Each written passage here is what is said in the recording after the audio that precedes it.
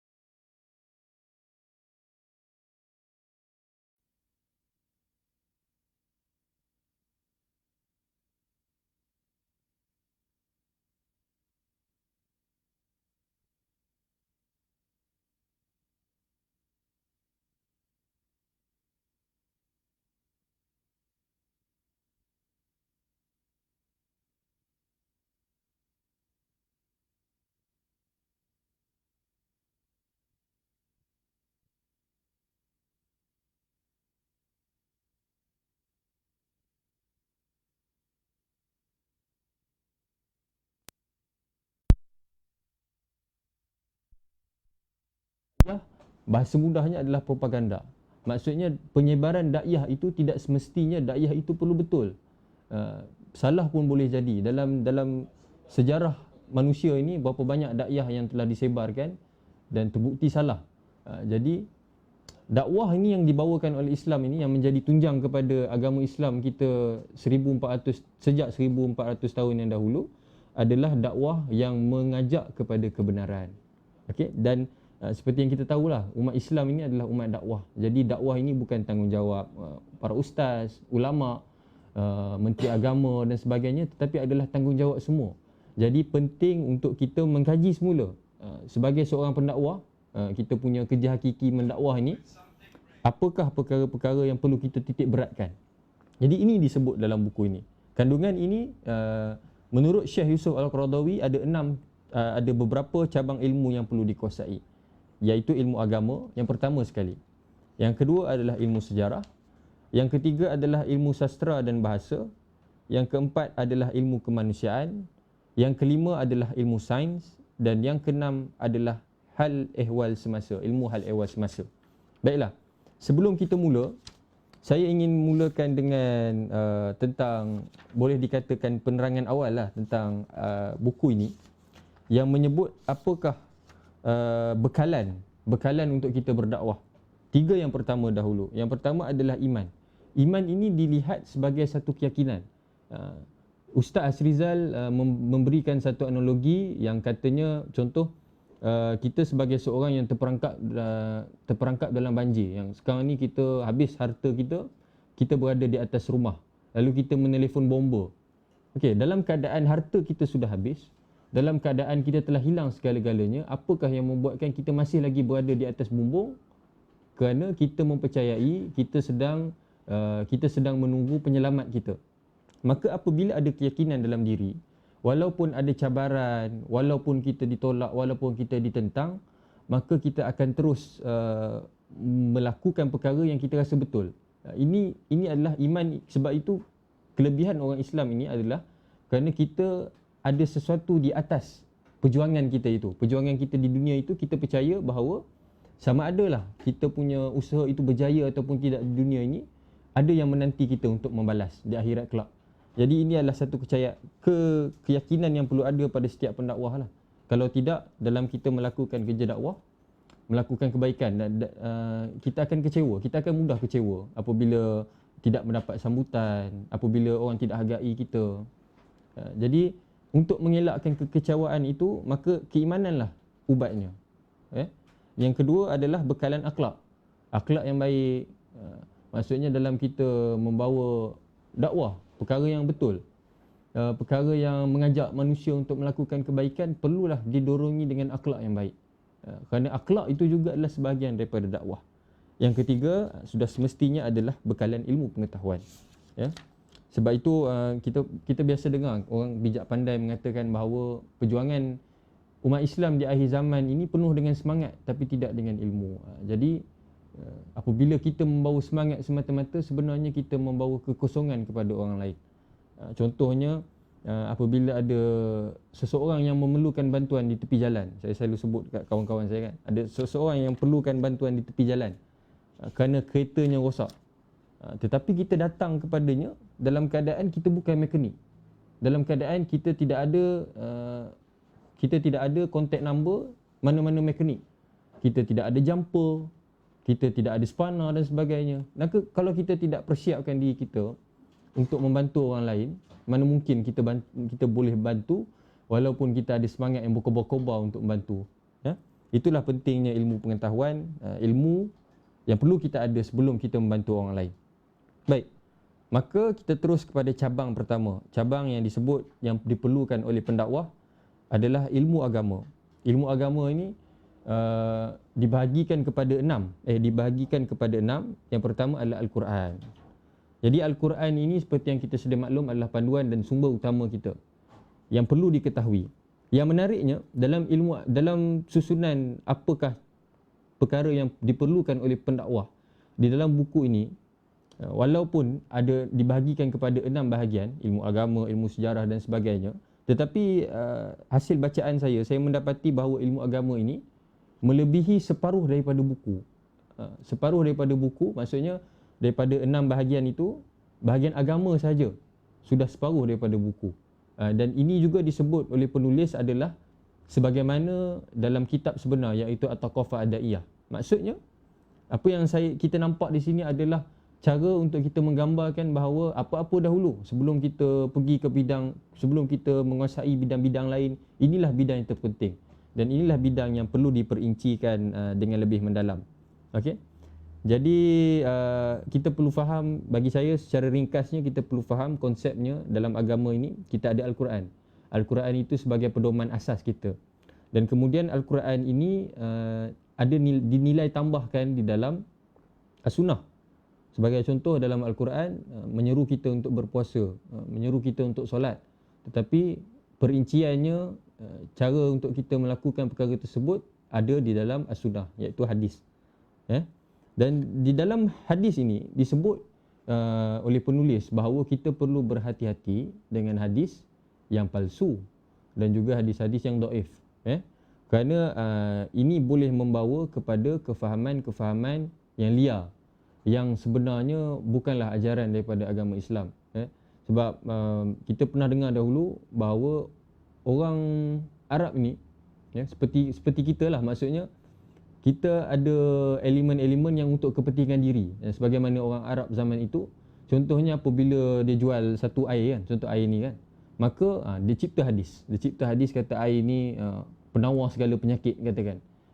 Padahal hadis ni tu tidak sahih. Maka apabila dipraktikkan oleh orang-orang zaman kita ini, maka menjadi masalah. Oleh itu perlu untuk kita ketahui sanadnya daripada mana, susunannya bagaimana sebelum kita mengambil hadis tersebut sebagai panduan hidup. Yang ketiga adalah fiqh dan usul fiqh. Usul fiqh adalah kaedah untuk kita mendapatkan fiqh yang sebenar. Maka ini adalah kaedah yang saya kira lebih terarah, lebih tertumpu kepada sesuatu permasalahan yang baru yang tidak ada dan tidak dinyatakan dalam Al-Quran dan As-Sunnah. Maka ini kita serahkan kepada para mujtahid untuk melakukan ijtihad dan hadir dengan solusi kepada kita lah.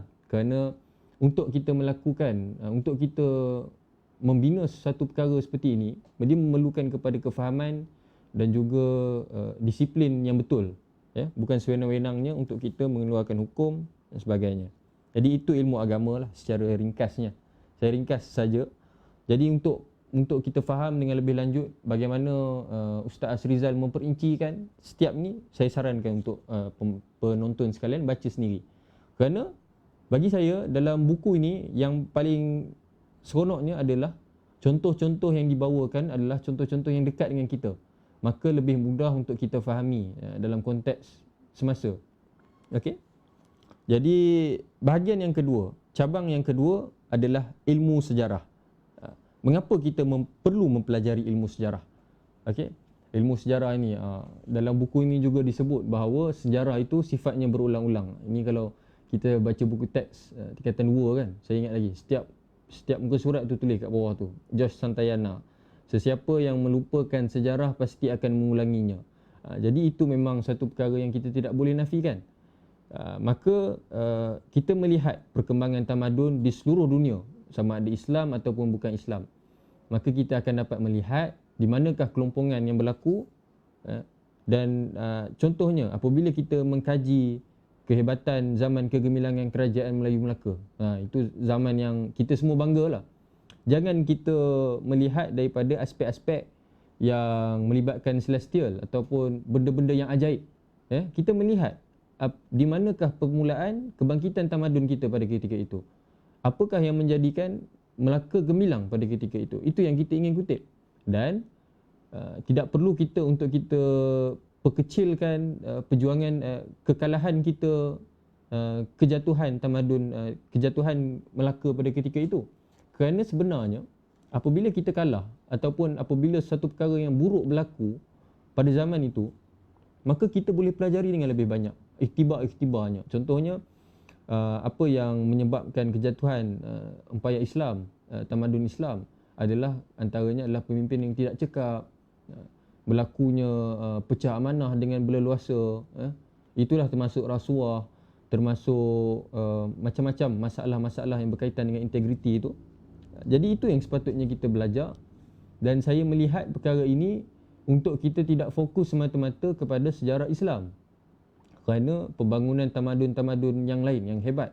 Contohnya kalau kita belajar sejarah yang KSSM ni, kita tahulah 4 tamadun yang hebat kan. Contohnya tamadun Indus, tamadun Mesopotamia, tamadun Mesir Purba. Ini adalah tamadun-tamadun hebat yang kita boleh kaji sebenarnya kenapa mereka hebat. Jadi dengan itu kita dapat memperoleh pengetahuan apa kelemahan kita pada hari ini, dan mungkin sedikit sebanyak boleh membantu kita dalam pembentukan sebuah negara. Okey. Jadi yang seterusnya yang saya rasa penting untuk disebutkan adalah pengkajian sejarah yang berkaitan dengan sirah agama Islam ini. Penulis mengkritik tulisan penulis-penulis yang gemar untuk menulis tentang sirah para sahabat, sirah Nabi Muhammad, yang menggunakan hikayat-hikayat Israiliyat. Hikayat Israiliyat ini adalah cerita-cerita daripada orang Yahudi dan Nasrani, walaupun kebanyakannya daripada orang Yahudi lah, kerana ini adalah racun ataupun mampu membawakan masalah kepada kita semua. Okay? Saya berikan contoh beberapa perkara yang popular dalam kalangan masyarakat. Contohnya mengatakan anak Nabi Adam itu namanya Habil dan Qabil. Ini sebenarnya tidak ada di dalam Al-Quran dan tidak ada di dalam hadis. Nama itu dipetik daripada hikayat-hikayat Israiliyat. Maka bukan dikatakan, tapi kalau kita tak guna susah juga. Tapi pendiriannya adalah kalau boleh tinggal dan nak guna tak ada masalah, tapi kalau boleh tinggalkan perkara-perkara ini kerana ia boleh menjadi satu perkara yang bahaya untuk masyarakat kita. Begitu juga penggunaan hadis dhaif dan penggunaan hadis-hadis palsu di dalam membina cerita sirah. Buku-buku karya tempatan pun dikritik dalam buku ini. Contohnya penggunaan kitab Tarikh Al-Tabari dalam membina sirah ataupun sejarah kerasulan Nabi Muhammad dan sebagainya. Okey.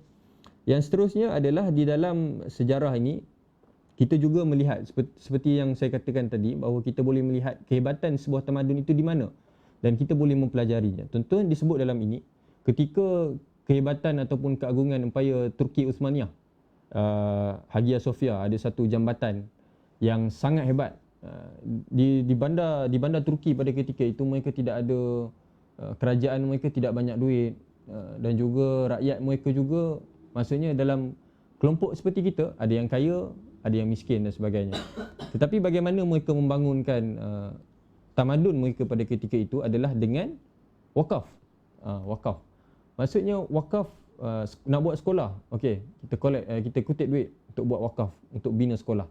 Nak bina jambatan, kita kutip wakaf untuk bina jambatan dan sebagainya. Dan hasil daripada itu adalah kita melihatlah ketamadunan Turki pada ketika itu sangat hebat dibandingkan dengan kita. Iaitu ketika pemerintahan Sultan Murad II. Dia kurang popular berbanding dengan anaknya, iaitu Sultan Muhammad Al-Fatih. Okey, tetapi itu yang dijalankan. Tetapi apabila kita ingin praktikkan di Malaysia kita juga menjalankan wakaf, tidak dinafikan.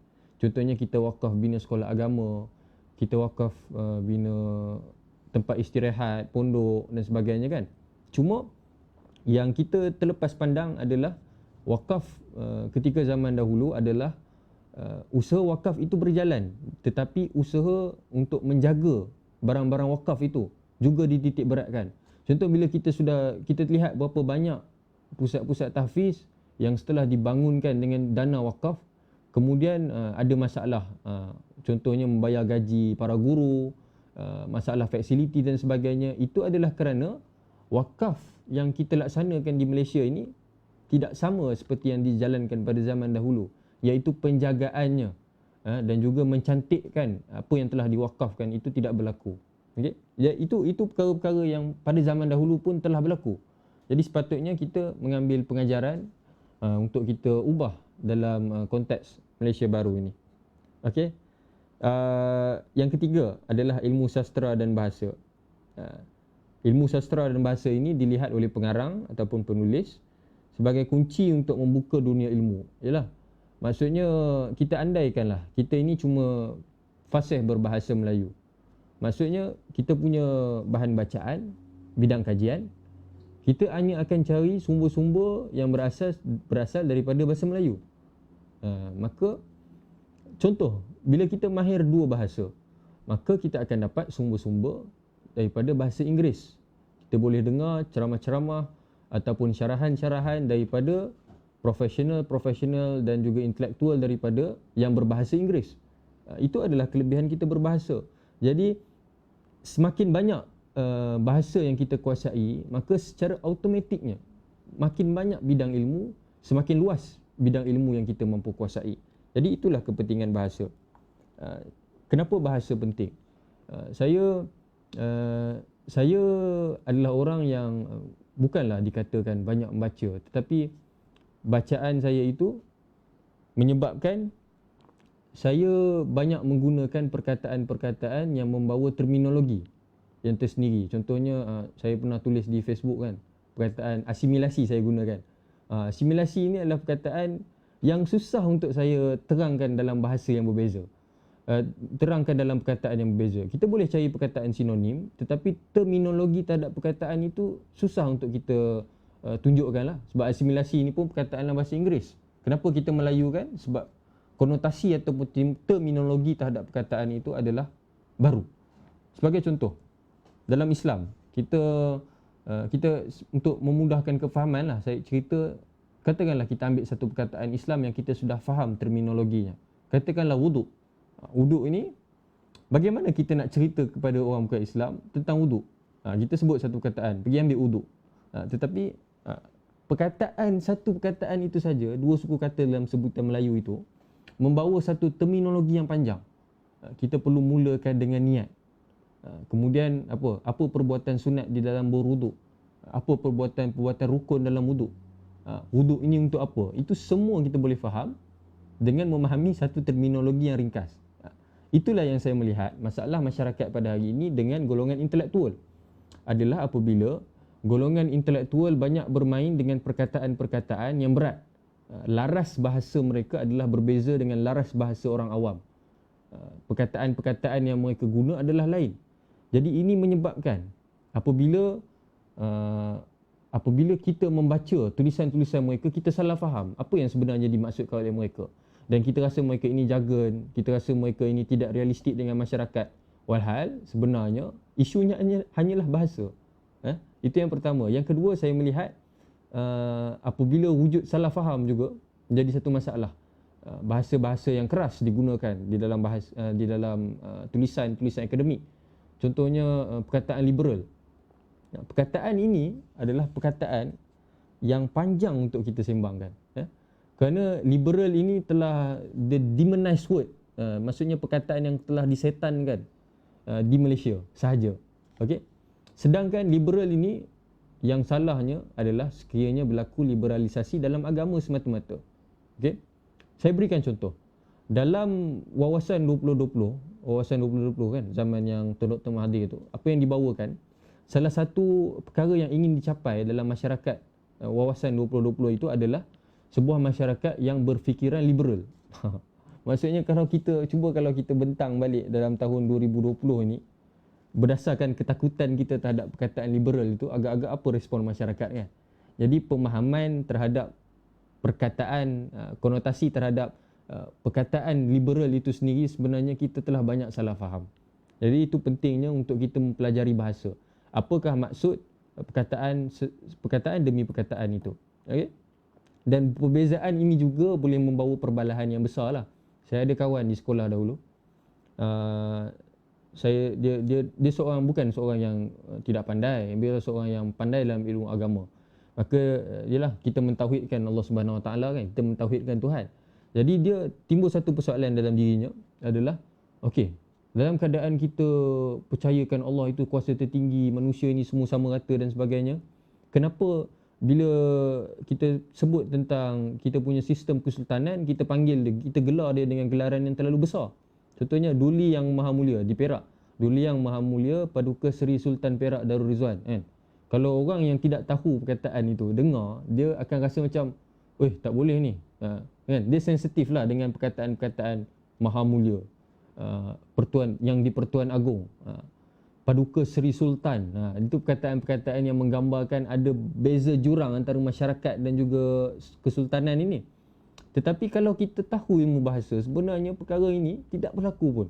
Contohnya, perkataan Duli Yang Maha Mulia. Yang Maha Mulia kita tahulah maksudnya. Tapi Duli itu apa maksudnya? Bili ni dalam bahasa Melayu klasik bermaksud habuk ataupun debu. Maksudnya debu yang maha mulia. Yang maha mulia itu kita merujuk kepada Allah, dan kemudian sultan ini hanya debu kepada yang maha mulia itu. Okey. Yang kedua, paduka. Paduka ini dalam bahasa klasik, bukanlah bahasa klasik, cuma bahasa yang kita tidak gunakan seharian, adalah telapak kasut kita. Telapak kasut itu adalah paduka. Seri Paduka Baginda. Paduka Baginda merujuk kepada siapa? Baginda itu dikatakan merujuk kepada Nabi Muhammad lah, yang di Pertuan Agong. Itu adalah pentingnya kefahaman bahasa itu. Saya nampak begitu. Maksudnya kita mudah salah faham orang dan kita tidak mengerti apa yang ahli akademik katakan kerana perkara itu. Cuma adalah satu nilai tambah kepada ahli-ahli akademik yang tahu bagaimana untuk menceritakan satu perkara dalam bahasa yang lebih mudah. Ini adalah seni ataupun keupayaan yang boleh saya katakan sebagai anugerah lah. Albert Einstein katakan, boleh jadi anda tidak faham sesuatu perkara sekiranya anda tidak boleh terangkan sehingga faham kepada seorang budak yang berusia 6 tahun. Maksudnya, kalau kita faham sesuatu perkara itu, sepatutnya kita boleh gunakan bahasa yang lebih mudah, kita olah susunan ayat yang sehingga kita boleh memahamkan seorang budak yang 6 tahun tentang perkara tersebut. Itu adalah tahap kefahaman yang luar biasa. Okey? Juga saya terlepas tadi dalam saya menyebut tentang sejarah tadi kan. Apabila kita memahami sejarah ini sebenarnya, kita membina empati dan simpati dalam diri. Ini perkataan yang saya gunakan lah. Kerana contohnya, kita melihat pertembungan agamawan pada hari ini adalah di antara golongan yang menggelarkan diri mereka Salafi, golongan yang menggelarkan orang lain Wahabi, golongan macam-macam lah. Maksudnya kita terpecah sekarang ini dan kita menganggap salah satu masing-masing adalah radikal antara satu sama lain. Tapi sebenarnya, kalau kita meneliti kepada sejarah, kenapa berlakunya sesuatu itu? Contohnya, Imam Al-Ghazali yang dikatakan banyak mengambil ilmu, banyak menulis tentang ilmu-ilmu tasawuf yang dilihat sebagai mengambil hadis-hadis dhaif yang melekakan manusia daripada agama yang sebenar. Jadi, kita perlu ketahui mengapa Imam Al-Ghazali muncul pada ketika itu. Kenapa ada kefahaman seperti Imam Al-Ghazali? Apakah masalah masyarakat yang cuba diselesaikan oleh Imam Al-Ghazali pada ketika itu? Sama jugalah seperti Ibn Taymiyah. Apakah yang menyebabkan Ibn Taymiyah ini begitu berkeras dalam mengikut hadis yang sahih dan juga Al-Quran dan mengetepikan cara usul fiqh yang berbeza dengan yang kita faham pada hari inilah. Apa sebabnya? Jadi bila kita faham bagaimana situasi pada ketika itu, maka kita akan menjadi satu masyarakat yang lebih bertoleransi antara satu sama lain, saling memahami antara kita. Maksudnya kita boleh hidup dalam perbezaan tapi kita tidak bertelagah. Itu adalah pentingnya lah dalam kehidupan bermasyarakat ini bagi saya, bukan sahaja dalam agama Islam. Malahan hubungan kita dengan kaum Cina, hubungan kita dengan kaum India boleh diperbaiki seandainya kita memahami sejarah itu baik-baik. Seandainya orang Cina dan orang India memahami kita, dan seandainya orang India, seandainya kita memahami orang India dan orang Cina, maka kehidupan itu akan jadi lebih aman. Baik. Jadi kita lompat kepada ilmu yang keempat, iaitu ilmu kemanusiaan. Ilmu kemanusiaan ini kita melihat kepada ilmu-ilmu yang boleh dikatakan tidak ada di dalam Al-Quran, tetapi ini adalah ilmu-ilmu yang sebenarnya penting. Contohnya ilmu psikologi, ilmu sosiologi, ilmu falsafah dan ilmu akhlak. Akhlak yang dimaksudkan di bahagian ini adalah akhlak yang boleh didefinisikan sebagai etika. Maksudnya tidak diterhadkan kepada fahaman akhlak dalam Islam semata-mata. Okay? Ini juga kita perlu kaji. Kita pernah dengar ungkapan, aku lihat Islam di barat tapi aku tidak lihat Muslim di sana. Aku melihat Islam, aku tidak melihat Islam di timur tetapi aku melihat Muslim di sana. Ini adalah satu perkara yang saya kira berbalik kepada cara untuk kita mengaplikasikan ilmu itu. Maka ilmu-ilmu keduniaan ini juga sangat penting. Ilmu psikologi ini adalah ilmu yang disebut sebagai sunnatullah. Saya suka untuk urai dalam bahagian seterusnya lah ilmu sunnatullah ini apa. Okey. dan seterusnya sosiologi. Dan pandangan apabila kita gagal untuk memahami psikologi dan sosiologi ini, pandangan Ustaz Hasrizal adalah apabila beliau melihat penentangan terhadap Islam di Malaysia ini, contohnya apa yang anti hadis itu, Kasim Ahmad dan juga Yasmin Ahmad, siapa yang sekarang tengah famous, yang masih lagi famous itu, yang panjang itu, saya lupa namanya, yang peguam tu kan. Maksudnya bila mereka dengar kembali hujah-hujah para penentang Islam ini, liberal Islam ini, mereka mendapati bahawa hujah-hujah itu bukanlah hujah-hujah yang menolak terus agama, tetapi hujah itu adalah menolak individu-individu yang mereka jumpa dalam sepanjang kehidupan beragama. Contohnya, Kasim Ahmad mempunyai kebencian terhadap Islam, kebencian terhadap dia anti hadis. Dan kebencian terhadap hadis bermula apabila soalan-soalannya tidak dilayan dan tidak dijawab oleh ustaz-ustaznya sewaktu dia masih kecil, sewaktu dia mempelajari lah. Maksudnya kebencian dia terhadap Islam itu bermula dengan sifat orang Islam sendiri. Ini adalah perkara yang perlu kita baikilah dalam kehidupan kita seharian, dan perlu dikuasai oleh da'i, pendakwah yang inginkan Islam untuk berkembang. Okey? Dan seterusnya, ini bahagian yang saya suka, iaitu ilmu sains. Ilmu sains secara ringkasnya di dalam kehidupan kita ini, kita ada dua perkara yang penting. Yang pertama adalah syariatullah. Ini perkara yang Allah Subhanahu Wa Taala tetapkan. Solat, puasa dan perkara-perkara itu adalah syariat yang diturunkan oleh Allah kepada kita. Yang kedua adalah sunnatullah. Sunnatullah ini yang ramai daripada kita di Malaysia ini terlepas pandang, adalah hukum alam yang Allah tetapkan walaupun tidak dinyatakan dalam Al-Quran.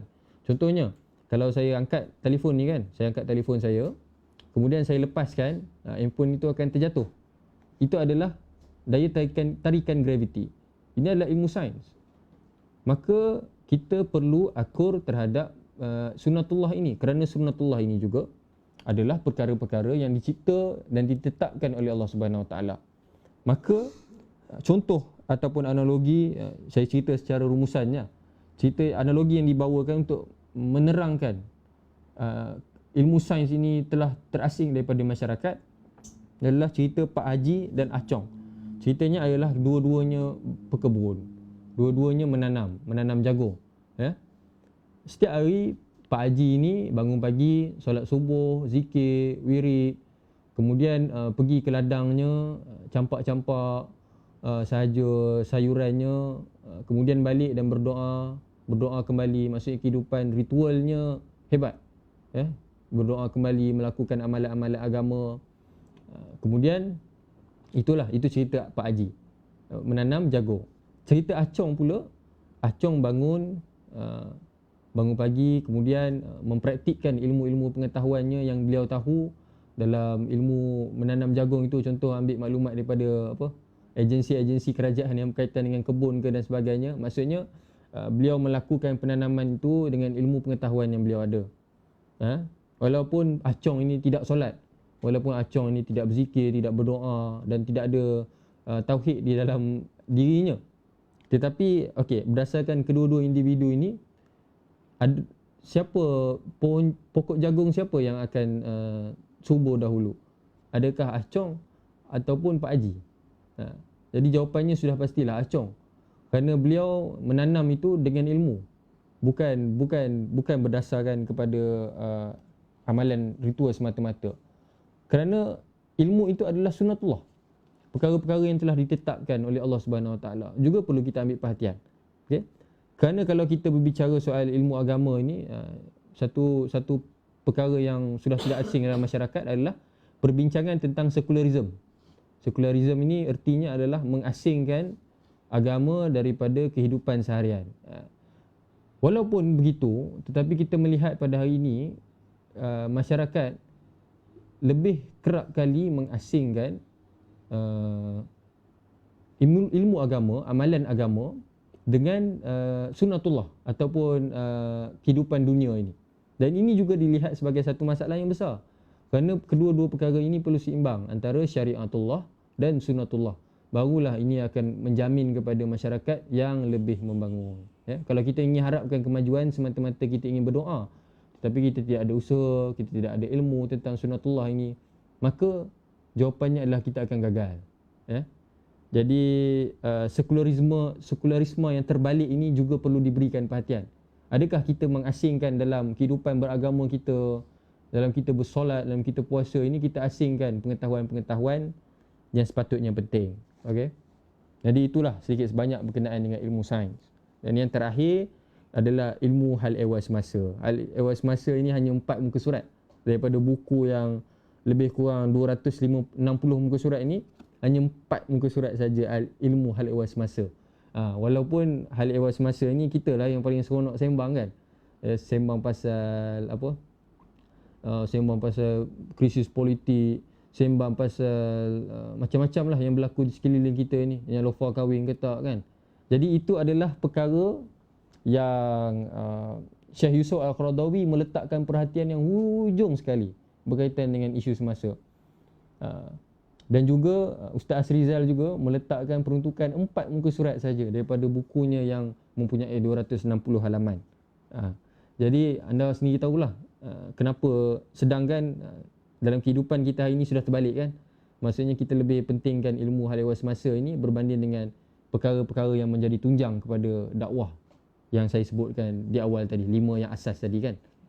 Jadi saya tak perlu urai banyak kerana hal ehwal semasa ini kita lebih tahu. Maksudnya pengetahuan kita terhadap ilmu pengetahuan semasa ini sudah cukup memadai lah sebenarnya. Tapi bagaimana kita ingin mengaplikasikan seperti tadi ilmu agama, ilmu bahasa, ilmu sejarah dalam menyelesaikan masalah isu semasa itu yang lebih penting sebenarnya. Okey. Jadi itu sajalah saya rasa habis buku ini, dan saya sangat sarankan untuk pembaca-pembaca di luar sana untuk mendapatkan buku ini. Ya, kenapa saya terfikir untuk buat ulasan terhadap buku ini? Kerana Ustaz Rizal baru mengeluarkan buku baru dalam siri yang sama, siri yang hilang. Buku erti beragama yang hilang. Buku baru beliau. Boleh dapatkan kedua-dua buku. Saya rasa penulis Ustaz Rizal bin Abdul Jamil ini adalah seorang penulis yang kritikal, sangat kritikal dan prolifik pada masa yang sama. Maksudnya sukar untuk kita mencari karya-karya tempatan yang di peringkat awam. Maksudnya bukan di peringkat sarjana akademik, di peringkat awam, yang menggunakan bahasa yang mudah difahami tetapi membincangkan isu-isu kritikal. Okey. Jadi itulah saya harapkan sisi penonton sekalian, dalam berapa minit, dalam 40 minit saya punya ulasan resensi buku ini dapat memberikan idea kepada anda lah, dan memberikan semangat untuk anda membaca kembali buku ini. Saya harapkan buku-buku seperti ini, kenapa Gabungan Pelajar Melayu Semenanjung dan juga Majlis Belia Daerah mengutarakan buku-buku, mengutarakan resensi buku ini adalah untuk mengajak masyarakat untuk kembali membaca. Ya, membaca ini membaca jambatan ilmu tu kalau saya nak sebut klise lah kan. Tapi cuba kita bayangkan dengan membaca kita dapat jimatkan masa. Macam mana? Contoh, kita dapat jimatkan masa, wang dan tenaga. Contohnya, apa yang kita lakukan di sekolah adalah kita belajar ilmu matematik. Saya ambil contoh pengajian algebra. Algebra itu sepanjang kehidupan Al-Khawarizmi, tokoh matematik Islam kita, adalah digunakan untuk membangunkan algebra itu, mengkaji tentang algebra. Jadi kita jimat masa, kita tak perlu menghabiskan masa seluruh kehidupan kita untuk mengkaji algebra kerana adanya Khawarizmi. Seandainya kita membaca apa yang Al-Khawarizmi nyatakan dalam formula-formula algebra itulah, dan samalah juga dengan perkara-perkara lain, ilmu-ilmu yang kita minat untuk pelajari. Contohnya kita ingin pelajari ilmu masak, ilmu tentang kehidupan, self improvement, tentang duit, tentang financial dan sebagainya. Semua sebenarnya kita boleh jimatkan masa, jimatkan wang dengan membaca buku. Maksudnya kita memperoleh ilmu pengetahuan. Jadi dengan harapan kita dapat mengarus perdanakan, dan saya harapkan sambutan untuk program-program akan datang seandainya dijalankan lagi, maka bolehlah kita sama-sama membaca dan berkongsi. Dan untuk mana-mana pihak yang sudi untuk berkongsi buku dengan kami, di GPMS Tambun dan MBD ini, kami amat mengalu-alukan untuk datang dan juga kami akan sediakan platform dan sebagainya lah. Itu saja saya rasa daripada saya, Muhammad Zul Zarif, kerana buku ini walaupun Islamik tetapi kita balik kepada hadis lah, balighu anni walau ayah, sampaikanlah daripadaku walaupun satu ayat. Jadi disebabkan rasa tanggungjawab itulah, maka perlu untuk kita mengarus perdanakan kembali, melakukan pemeriksaan kembali terhadap diri kita sebagai pendakwah ni kan. Pendakwah ni semua orang, bukan saja agamawan seperti yang saya sebutkan tadi. Maksudnya kita cikgu, kita ahli persatuan, kita sebagai bapa, sebagai anak, semuanya adalah pendakwah. Okey? Dan saya harapkan buku ini dapat memberikan manfaat, dan ampunkan saya sekiranya ada salah bahasa dalam sepanjang menguraikan buku ini. Sekian, Assalamualaikum warahmatullahi wabarakatuh.